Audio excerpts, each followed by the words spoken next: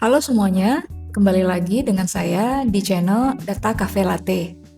Pada video ini, kita akan membahas tentang bagaimana caranya mengkombinasikan visualisasi yang sebelumnya sudah kita buat menjadi satu dashboard seperti ini. Langkah yang pertama adalah kita perlu memahami bahwa di Power BI ada beberapa opsi dalam menentukan dashboard size yang kita butuhkan. Jadi secara default biasanya untuk dashboard itu adalah 16:9. Namun untuk bisa memberikan hasil yang maksimal, kita dapat menggantinya. Nah, saya rekomendasikan untuk bisa memulai membuat dashboard pada ukuran Full HD. Untuk ukuran Full HD, ini ukurannya sebesar 1920 x 1080 pixel. Nah, berikutnya, kita akan lihat bagaimana caranya mengganti size dashboard dari yang sifatnya default menjadi ukuran ini. Langkah pertama yang perlu kita lakukan adalah membuka satu page baru seperti ini. Kemudian, pada bagian visualization, kita klik.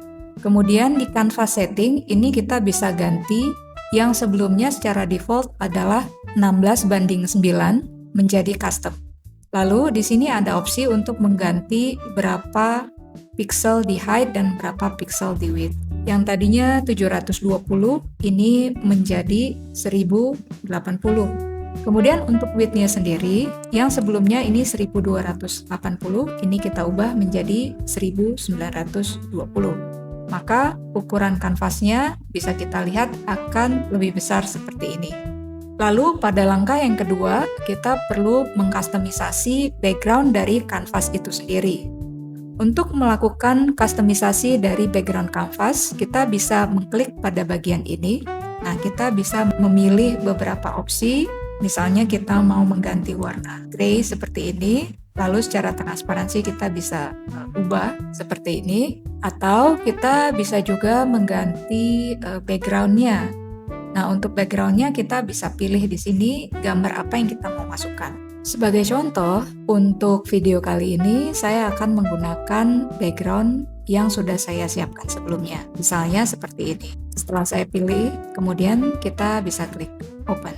Nah, maka kita bisa melihat bahwa untuk background-nya sudah di-load seperti ini. Lalu untuk background kanvas sendiri, di sini kita bisa men-setting, ada beberapa pilihan. Pada bagian image fit, kita bisa cek di sini ada pilihan normal, lalu ada fit, lalu ada fill. Untuk hal ini saya sarankan untuk bisa masuk size-nya ke bagian normal karena biasanya ini sudah disesuaikan dengan kebutuhan kanvas yang diinginkan. Ada berbagai opsi untuk kita bisa membuat background dari kanvas kita. Misalnya kita bisa menggunakan PowerPoint atau kita bisa menggunakan Canva. Terserah pada pilihan kita masing-masing sesuai dengan kebutuhannya. Oke, setelah kanvas ini siap untuk kita gunakan, maka berikutnya kita masukkan visualisasi yang sebelumnya sudah kita buat. Yang pertama, kita akan memasukkan visualisasi card ke dalam kanvas yang sudah kita siapkan.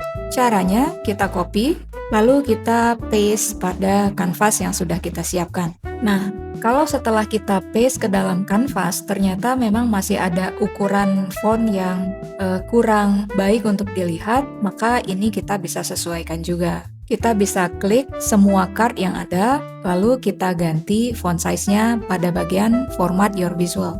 Pada bagian ini, kita bisa klik di bagian Call of Values, lalu kita pilih Values. Nah, di sini ada size fontnya yang sebelumnya 45, ini kita ubah menjadi 30.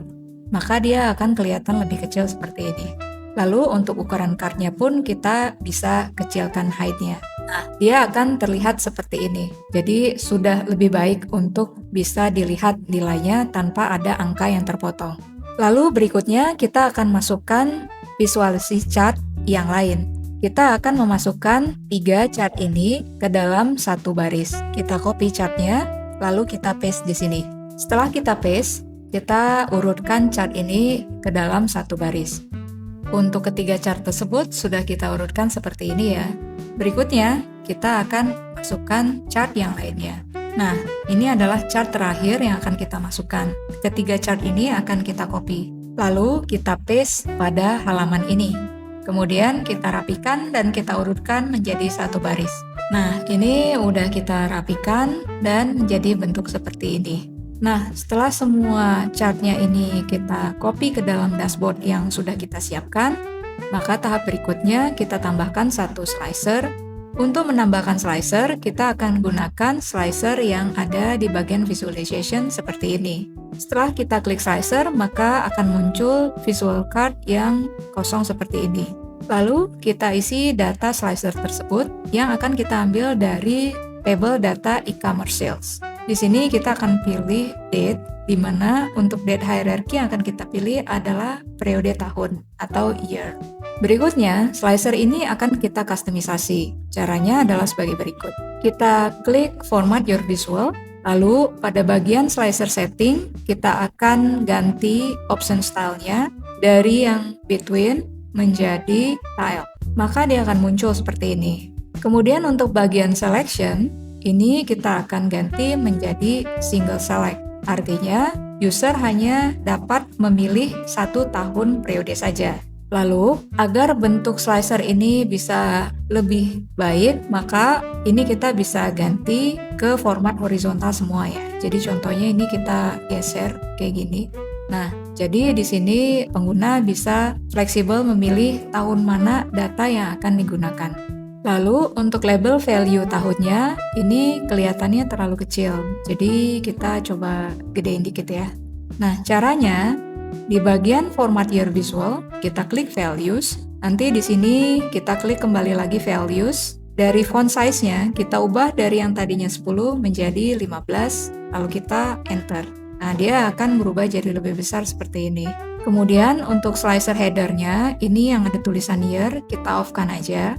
Nah, jadi di sini nggak ada tulisan year-nya lagi, tapi kita akan munculkan di sini title untuk visual ini. Kita ubah title yang tadinya off menjadi on, kemudian kita tambahkan title-nya di sini menjadi selected year. Kita pindahkan alignment-nya dari yang left menjadi center seperti ini. Sekarang kita coba menggunakan slicer-nya ya. Ini kan tahun 2012, lalu kita pindah ke 2013, kemudian kita pindah ke 2014 dan 2015. Nah, sekarang dashboard ini sudah siap untuk kita bisa finalisasikan. Itu aja untuk video kali ini. Jangan lupa tinggalkan komentar dan klik like and subscribe. Semoga video ini menjadi manfaat buat kalian semua. Terima kasih, sampai ketemu di video berikutnya.